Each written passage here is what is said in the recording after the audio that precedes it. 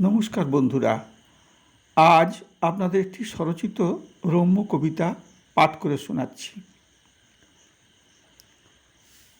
এই যে গৌর, এদিকে এসো, আমার কাছে একটু বসো, শুনবে নাকি মোর কবিতা? জানিনি তো লেখার কেতা, আগডুম বাগডুম লিখছি যাতা। তবু তোমাদের প্রেরণা পেলে লিখতে পারি এদিল খুলে। আমার কবিতার বিষয়বস্তু বাংলা কবিতার সেকালে কাল। সেকালের লেখা যত কবিতা সবই কেমন ছন্দে গাথা। যত কবিতা আজকের দিনে প্রায় সবই লেখা ছন্দবিনে। নদী দিয়ে শুরু, তারা দিয়ে শেষ, থাকে না কো মনে কবিতার রেশ।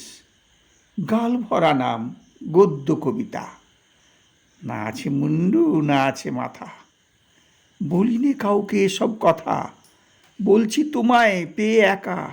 দেখো যেন কেউ না শুনে, শুনলে পরে আঞ্জনে ধরবে আমার চুলটি টেনে, পিঠেও পড়বে দু চার ঘা।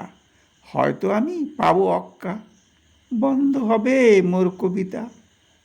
নমস্কার।